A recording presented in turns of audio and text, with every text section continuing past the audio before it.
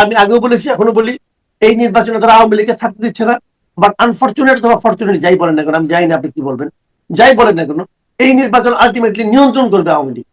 যদি আওয়ামী লীগ যদি বলে আমি ভোট দিতে যাবো না, কাউকে যেতেও দেবো না, সেটাও গভর্নমেন্টের জন্য একটা বিব্রত, ইলেকশন খারাপ হবে। আওয়ামী লীগ যদি বলে আমি সব ভোট অমুক জায়গায় দিয়ে দেবো, তাও দেখবেন ইলেকশনের রেজাল্ট অন্যরকম হয়ে যাবে। তাই কিন্তু যদি ভারতে তাকে টিকে রাখতে পারতো, তাহলে ভারত তাকে শেষ পর্যন্ত রক্ষা করতে পারলো না কেন? বলো না কেন, বলেন আপনি। ভারত না যদি 14 বছর সবসময় আওয়ামী লীগকে টিকে রেখে থাকে, তাহলে শেষে যে আওয়ামী লীগকে ভারত টিকে রাখতে পারলো না কেন? আমাদের সঙ্গে আজকে যুক্ত রয়েছেন আলোচনার জন্য সিনিয়র সাংবাদিক এবং কলামিস্ট মাসুদ কামাল।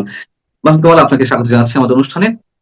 এবং আমরা একটু আলোচনা করতে চাই, বাংলাদেশের মানুষের ভাগ্য কি আসলে মানুষের হাতে রয়েছে, বাংলাদেশের মানুষের হাতে, নাকি এখনো পর্যন্ত বাইরের বিশ্ব নিয়ন্ত্রণ করছে? অথবা ভারতের বিভিন্ন গণমাধ্যমে এমনটি দাবি করা হচ্ছে যে তারেক রহমানের সম্বল মুক্তিযুদ্ধ এবং ভারত, অর্থাৎ ভারতের সঙ্গে একটা নেগোসিয়েশন হয়েছে, এমনটি দাবি করা হচ্ছে পরোক্ষভাবে।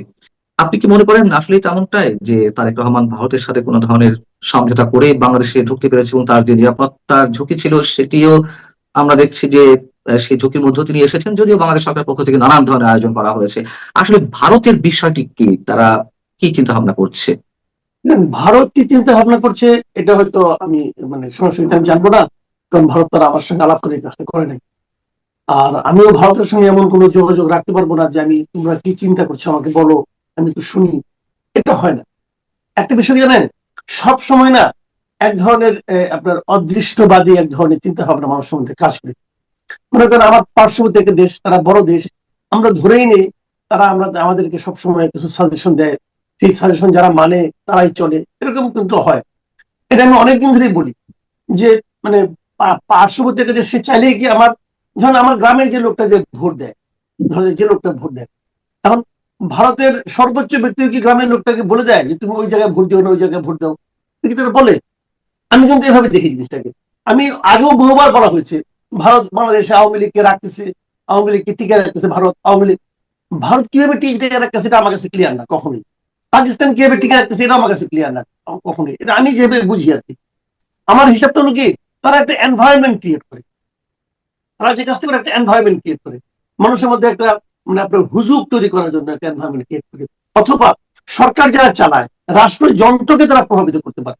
মনে করেন ভারতের যে যারা প্রধানমন্ত্রী আছেন অথবা যারা নাকি পররাষ্ট্রমন্ত্রী আছেন, তারা আমাদের দেশে যে পররাষ্ট্র উপদেষ্টা অথবা আমাদের দেশের যে প্রধান উপদেষ্টা, তাদেরকে প্রভাবিত করতে পারে। যদি প্রভাবিত তারা হতে চায়, না চাইলে নাই, কিন্তু তারা আমার ভোটারকে প্রভাবিত করবে। তারেক রহমানের দেশে আসবে, ভারতের পারমিশন নিয়ে আসবে। এখন এগুলো আমি বুঝি না, ঠিক সত্যি কথা বলতে গিয়ে আমার কাছে এটা ক্লিয়ার না। তারেক রহমান যখন বলেন যে আমার আশাটা আমার ইচ্ছার উপর ডিপেন্ড করে না, তখন আমি বুঝি না সেটা কি বলতে চায় আসলে। যদি বলে যে আমি ভারতের পারমিশন ধরার, এখন যেটা বলা হচ্ছে যে উনি এটা বললেন কেন, তার মানে উনি ভারতের পারমিশন ছাড়া আসতে পারছিলেন, উনি ভারতের পারমিশন নিয়ে আসেন, ভারত বলছে হ্যাঁ আপনি যান, অতএব সে আসছে। যদি আমি এটা ধরি, তাহলে তো তার বাকি জীবন তো ভারতের কাছে সবসময় জিম্মি হয়ে থাকবে। তো এইটা কি হয় নাকি রে ভাই? আমি না এইভাবে বুঝি না। হতে পারে যদি একদম করদ রাষ্ট্র হয় তখন হতে পারে, কিন্তু একটা সভরেন কান্ট্রি এটা কিভাবে হয় আমি আমি জানি না। মিটিংটা কবে করলো, কোথায় করলো, কিভাবে করলো, টেলিফোনে করলো, হোয়াটসঅ্যাপে করলো, নাকি সিগনালে করলো, নাকি? আমি না এগুলো আছে আমার কাছে ভাই ক্লিয়ার না। হইতে পারে আমি না, ছোট মানুষ। সেটি নয়, বিষয়টা হচ্ছে যে আপনি যেটা বলছেন যে একটা আবহাওয়া সৃষ্টি করা, একটা পরিবেশ সৃষ্টি করা, সেই জায়গাগুলো থেকেই এই প্রশ্নগুলো উঠে আসছে। বা আওয়ামী লীগের সময়ও তো তাহলে তো আমরা কি বলবো যে না, ভারত আওয়ামী লীগকে এককভাবে প্রশ্রয় দেয়নি, ভারত একচোখা দৃষ্টি অবলম্বন করেনি, করেছে তো, এটা সত্য কথা। নইলে তো এই তিনটি আওয়ামী নির্বাচন। লীগ আওয়ামী লীগ 14 বছর টিকে ছিল। এটা আওয়ামী লীগ নিজের ক্যারিশমায় টিকেছিল, এবং সেই ক্যারিশমাটাকে মানুষকে কথা বলতে দেবো না, মানুষকে ভোট দিতে দেবো না, কিছু করলে নিয়ে গুম করবো, এই যে কাজগুলো, এগুলো অন্যায় ক্যারিশমা। এই ক্যারিশমা গুলো অন্যায়, কিন্তু তারা এইগুলো দিয়েই টিকেছিল। তাই যদি হতো, যদি ভারতে তাকে টিকে রাখতে পারতো, তাহলে ভারত তাকে শেষ পর্যন্ত রক্ষা করতে পারলো না কেন? বলো না কেন, বলেন আপনি। ভারত না যদি সব 14 বছর ধরনের আওয়ামী লীগকে টিকে রেখে থাকে, তাহলে শেষে যে আওয়ামী লীগকে ভারত টিকে রাখতে পারলো না কেন? সব ভারত ধরনের কি খেলা চেষ্টা তো করছে? সবসময় সফল হয় না, এটা তো আমরা জানি, তাই না? যেই রোনালদো যে যে খেলা স্টাইলে খেলছিল, একদমই না। তার যে গোল না গোল না, দেওয়ার রোনালদো স্টাইল। যে খেলা দৃশ্যমান না, সেখানে যে আদৌ একটা খেলা চলছে, এটা আপনি গ্যারান্টি দিয়ে বলবেন কিভাবে? আপনি কিন্তু ধারণা করতেছেন। আমি ধারণা, ভারত কি করেছে আমি যেটা মনে করি, ভারত কি করেছে, ভারত আওয়ামী লীগ গভর্নমেন্টকে সাপোর্ট দিয়েছে যে তোমরা এগুলো করো, আমি কিছু বলবো না। এখন এই গভর্নমেন্টকে ভারত সাপোর্ট দিচ্ছে না, বাংলাদেশের গভর্নমেন্ট যা কিছু করতেছে ভারত কিন্তু ওখানে বিরোধিতা করতেছে, না এটা ঠিক হচ্ছে না, ওটা ঠিক হচ্ছে না বলতেছে, কিন্তু আমাদের হিন্দুদেরকে তোমার মারতেছ, ওটা করছে বলতেছে। এতে কি হয়েছে? এতে কি আমাদের গভর্নমেন্ট পড়ে গেছে? গভর্নমেন্ট ভাই পড়ে না। আপনি দেখেন আমাদের বিষয় নিয়ে ভারতের সমস্ত মিডিয়া এবং ভারতের গভর্নমেন্ট পর্যন্ত বলতেছে এগুলো অন্যায় হচ্ছে, অন্যায় হচ্ছে। সারা দুনিয়াকে তারা বলতেছে অন্যায় হচ্ছে, তারা বলতেছে। এতে কি আমার গভর্নমেন্ট পড়ে গেছে? আবার ভারত যখন শেষ দিন পর্যন্ত শেখ হাসিনাকে সাপোর্ট দিছে, শেখ হাসিনা গভর্নমেন্ট ভারত টিকে রাখতে পারছে? পারে নাই তো ভাই। আসলে ক্ষমতাটা জনগণের কাছে, জনগণকে আপনি কিভাবে বুঝায় রাখছেন, জনগণ কিভাবে মানে কি অ্যাক্ট করতেছে তার উপর নির্ভর করে, এটা আমি এখনো মনে করি। আপনি মনে করছেন অবশ্যই আপনার তো নিজস্ব একটা চিন্তাভাবনা রয়েছে, কিন্তু আমি যদি প্রশ্নটা এইভাবে করি যে টিকিয়ে রাখার ক্ষেত্রে অর্থাৎ আন্তর্জাতিক বিশ্বে যাতে টিকে থাকতে পারে, যেমন ভারত যদি আওয়ামী লীগকে সাপোর্ট না করতো, আন্তর্জাতিক বিশ্ব থেকে যে সমর্থন গুলো আওয়ামী লীগ আদায় করেছিল টিকে থাকার জন্য, যখন প্রতিবেশী রাষ্ট্র হিসেবে ভারত তাকে সাপোর্ট করলো, অন্যান্য রাষ্ট্রগুলো তখন তাকে সাপোর্ট করা শুরু করলো। এই যে একটা সমর্থনের বিষয়টি পরবর্তীতে এসে বিভিন্ন চুক্তি, বিভিন্ন ধরনের বৈশ্বিক যে নানান ধরনের লেনদেন কিংবা আস্থায় নেওয়া, এগুলো তো ভারত তো দুতিয়ালি করেছে আওয়ামী লীগের পক্ষে, তাই না? নাহলে তো আওয়ামী লীগ টিকে থাকতে পারতো না।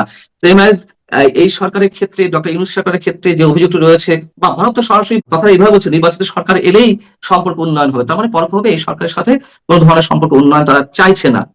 আগামী 2-1 মাসে চাইবে কিনা আমি জানি না।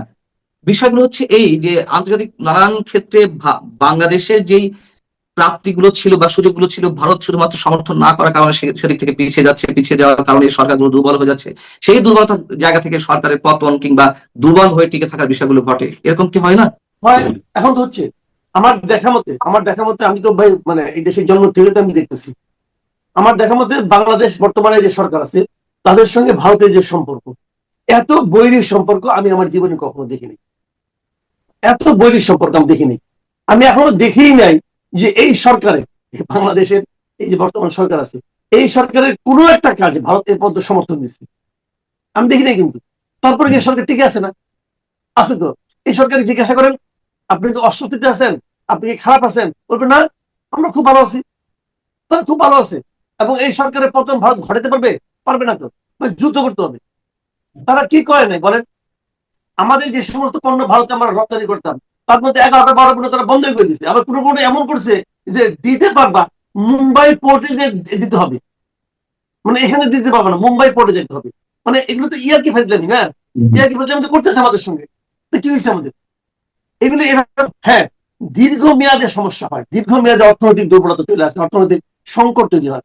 আমাদের দেশের মানুষ ভারতে যাইতে পারতেছে না, চিকিৎসার জন্য যারা যায়, যারা শিক্ষার জন্য যায়, তাদের এইটা ভিসা কেন্দ্র বন্ধ করে আবার ওখানে আমরা করতেছি, আমরা বন্ধ করতেছি। সবগুলো কিন্তু একটা বৈরী পরিবেশ। তারপরেও অন্তর্বর্তীকালীন সরকারের মধ্যে এটা তো সবচেয়ে বেশি দিন টিকতেছে। 1.5 বছর তো হয়েই গেল, 111 বাদ রাখি। তো এটা তো আছে রে ভাই। তো বিষয়টা হলো কি জানেন, আমি বলি আপনাকে, আমি যেটা মনে করি, যারা নাকি এখন বলতেছে যে তারেক রহমান ভারতের পারমিশন নিয়ে ঢুকছে, আমি ভাই এত সরলীকৃত সিদ্ধান্তে পৌঁছি না। অন্য কিছু হতে পারে, উনি কি বলছেন আমি জানি না, কিন্তু ওনার ওই পোস্ট আমার পছন্দ হয় না। যে অন্য কারোর উপর আপনাকে ডিপেন্ড করতে হবে কেন? আপনি ভাই জনগণের নেতা, আপনি ডিপেন্ড করবেন জনগণের উপর। যদি জনগণের বাইরেও আপনি অন্য কোনো শক্তিকে জনগণের চেয়ে বেশি শক্তিশালী মনে করেন, তাহলে রাজনীতি করেন না। তাহলে তো আপনার আমি ভরসা করতে পারবো না। তেমন মাসুদ কামাল, আপনি যদি বলছেন অবশ্যই ঠিক আছে কোথাও না কোথাও থেকে, কিন্তু প্রশ্ন তো রয়ে যায়, যেখানে তারেক রহমান নিজে পাবলিক করলেন ফেসবুক স্ট্যাটাসের মাধ্যমে যে তার ফিরে আসার বিষয়টি তার নিজের একান্ত ইচ্ছা অনিচ্ছার উপর নির্ভর করছে না, তাদের সঙ্গে তৃতীয় কোনো শক্তি বা তৃতীয় কোনো রাষ্ট্র জড়িয়ে রয়েছে। বাংলাদেশের রাজনীতির যে তৃতীয় শক্তি বা তৃতীয় রাষ্ট্রগুলো খোলাখুলি ভাবে নগ্ন ভাবে তারা হস্তক্ষেপ করছে, তার আরো একটা উদাহরণ যদি দিই, সাবেক প্রধানমন্ত্রী শেখ হাসিনা একাধিকবার উচ্চারণ করেছেন যে 2001 সালে নির্বাচনের আগে যদি তিনি যুক্তরাষ্ট্রের গ্যাস চুক্তিতে বা ওই সংক্রান্ত প্রস্তাবে রাজি হতেন, বা সেন্ট মার্টিন বিষয়ে নানান ধরনের প্রস্তাবে রাজি হতেন, তাহলে তাকে 2001 সালে নির্বাচনে ক্ষমতায় ফিরে আসতে সমস্যা হতো না। অর্থাৎ তিনি রাজি হননি বিধায় ওই রাতেই নাকি ভাগ্য নির্ধারণ হয়ে গেছে। তাহলে এই যে তারেক রহমান, শেখ হাসিনা, তাদের যে বক্তব্য, এই বক্তব্যগুলোকে আমরা একেবারে অন্তঃসারশূন্য হিসেবে ধরে নেবো, শুধুই পলিটিক্যাল বক্তব্য, নাকি বাস্তবতা কিছু আছে বাংলাদেশের নির্বাচন কেন্দ্রিক তৃতীয় রাষ্ট্রগুলো খেলার যে বিষয়গুলো? শুনেন, বাস্তবতা কিছু অবশ্যই আছে, একদম যে নাই তা না। কিন্তু সেই বাস্তবতাটা কিসের উপর ভিত্তি করে হবে? ভিত্তিটা হলো জনগণ। দেখেন, শেখ হাসিনার সঙ্গে আমেরিকান গভর্নমেন্টের বিরোধটা শেখ হাসিনা স্পষ্ট করেছেন আরো কয়েক বছর আগে, উনি ক্ষমতাচ্যুত হওয়ার কয়েক বছর আগে। কিন্তু এটা কখন বাস্তবায়িত হতে পারলো? যখন জনগণ তার বিরুদ্ধে চলে গেল। যদি জনগণ তার পক্ষে থাকতো তাহলে এটা আপনি দেখতেন না। এখন জনগণ যখন তার বিরুদ্ধে চলে গেল তখন অনেক দাবিদার চলে আসলো, কিন্তু তখন মানুষ খোঁজা শুরু করলো, এই কারণে হয়েছে, ওই কারণে হয়েছে, সেই কারণে হয়েছে। যখন কোথাও একটা বজ্রপাত হয়, আমি আপনাকে একটা এক্সাম্পল দিয়ে বলি, ধরেন বজ্রপাত হলো, কোনো কারণ টারণ কিন্তু নাই।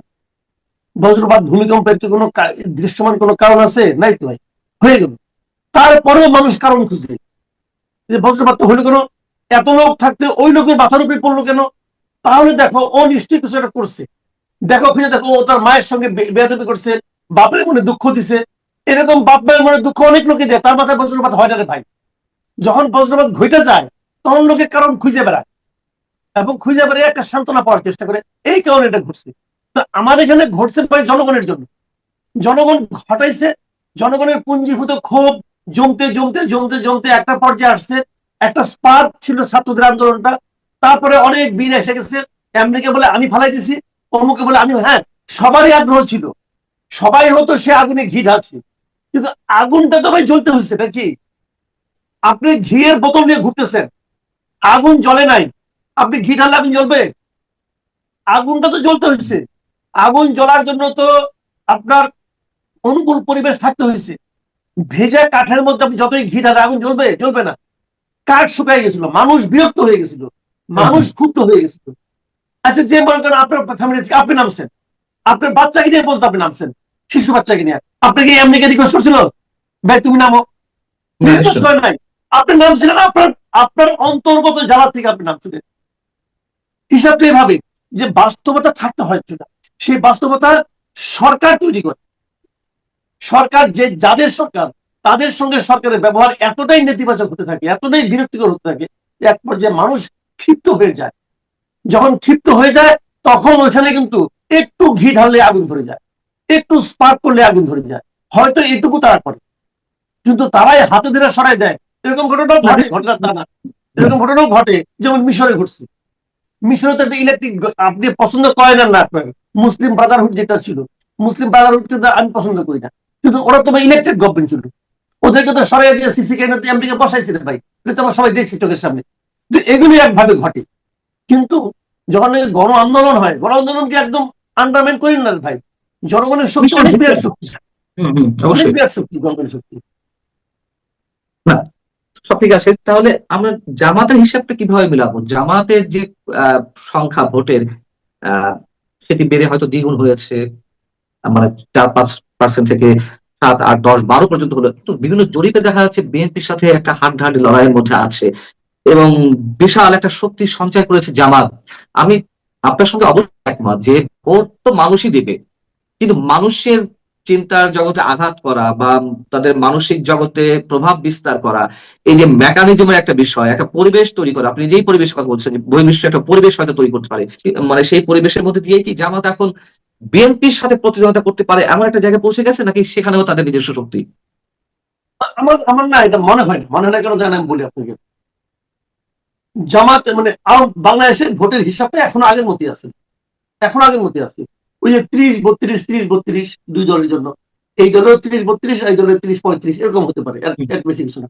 আর সেটা বিএনপি জামাতের ভোট, হ্যাঁ, সেটা বিএনপি এবং আওয়ামী লীগের ক্ষেত্রে 30, 32, জি জি, 35। আমি বিএনপি আওয়ামী কথা বলছি। এর বাইরে আপনার জামাতের ভোট আছে মনে করেন 5-7%, এখন এই মুহূর্তে, অথবা 10% ধরলাম। এই 10% ভোট নিয়ে আপনি 30%-এর সঙ্গে ফাইট হয় না। কিন্তু এখন হচ্ছে কেন, আরেকটা 30%-এর একটা মানে আওয়ামী লীগের ভোটে আরো চুপ হয়ে আছে, এদেরকে আপনি দৌড়ের উপর রাখছেন। এই জন্য সরকার রাখতেছে, জামাতের গভর্নমেন্ট আছে, গভর্নমেন্টের সঙ্গে জামাতের একটা সম্পর্ক আছে, নানাভাবে তারা রাখতেছে। কিন্তু এই 30-32% যেটা আওয়ামী লীগের ভোটটা আছে, জামাত আশা করতেছে এই ভোটটা তাদের দিকে আসতে পারে। যদি আসে উল্টাপাল্টা হয়ে যেতে পারে, আর যদি না আসে হবে না, কিছুই হবে না। তাহলে আমরা ধরে নিতে পারি যে একটা স্বচ্ছ প্রক্রিয়া ভোট হচ্ছে, আপনি আশাবাদী? আমি এটা নিয়ে বুঝতে পারি, আমি কনফিউজ এর কারণে ইলেকশন কমিশনের ভাবধারা আমার কাছে পছন্দ না। দেখেন, ইলেকশন কমিশন যে সমস্ত কাজকর্ম করছেন, আমার এটা মানে আমার কাছে কেমন যেন লাগে। যেমন তারা একটা নতুন নিয়ম করছেন যে যারা নির্বাচন স্বতন্ত্র করবে তাদের বিরুদ্ধে যদি কোনো মানে অভিযোগ ওঠে যে তারা মানে আপনার মানে নিষিদ্ধ দলের সদস্য ছিলেন, অমুক ছিলেন, তমুক ছিলেন, তারা তারা ইলেকশন করতে পারবে না। এটা কোনো কথা হইলো ভাই? এটা কি ধরনের একটা নিয়ম তারা করতেছে, আমি তো কিছু বুঝি না। তো সে বললাম করি না, আচ্ছা, যে লোকটাকে আওয়ামী লীগ করতেন বিএনপিতে জয়েন করছে, তার জন্য কি এটা প্রযোজ্য? বলেন। এখন এক সময় আওয়ামী লীগকে এখন তো নিষিদ্ধ দল তো না, আওয়ামী লীগ তাদের রাজনৈতিক কর্মকাণ্ড স্থগিত, আওয়ামী লীগ তো নিষিদ্ধ দল না। তাহলে এই সমস্ত কথাবার্তা ইলেকশন কমিশন নতুন ঘটা করে বলে কেন? বলে এই কারণে যাতে নাকি আওয়ামী লীগে কেউ দাঁড়াইলে পরে তার বিরুদ্ধে, অথবা যদি স্বতন্ত্র দাঁড়ায় তার বিরুদ্ধে একটা অভিযোগ দায়ের করা যায়, ওই অভিযোগ দায়েরের মাধ্যমে আওয়ামী লীগকে বাদ দিয়ে দিবে। তো এটা তো ভাই কোনো, মানে এদের কাজটা আমার পছন্দ হচ্ছে না। আবার ধরেন ইলেকশন কমিশন তারা এখন সমস্ত প্রশাসনের দায়িত্ব তাদের হাতে, তাহলে তাদের তো সবকিছু ঠিকঠাক করে দিচ্ছে। গভর্নমেন্ট তো তাদেরকে ডিসি চেঞ্জ করে দিচ্ছে, এসপি চেঞ্জ করছে, থানার ওসি পর্যন্ত চেঞ্জ করছে, চেঞ্জ করে এখন বলে তুমি খেলো। তাহলে তো হলো না রে ভাই। তাহলে দায়টা কার উপরে যাবে? যখন ইলেকশনটা যদি খারাপ হয় আমরা কি বলবো ইলেকশন কমিশনের দায়? ইলেকশন কমিশন আমার তো কিছু করার নাই, প্রশাসন তো আগে সব ঠিকঠাক করে দিছে। ইলেকশন কমিশনের উচিত হবে সমস্ত ডিসি এসপি ওসি সবগুলি আবার নতুন করে চেঞ্জ করা, রিসাফল করা, করার পর তারপর ইলেকশন করা। তখন আমরা ইলেকশন কমিশনকে দায় দিতে পারবো। এখন এ দিবে ওর দিকে, ও দিবে ওর দিকে। আর নির্বাচন কিভাবে হবে এটা আমি আগেও বলেছি, এখনো বলি, এই নির্বাচনে তারা আওয়ামী লীগকে থাকতে দিচ্ছে না।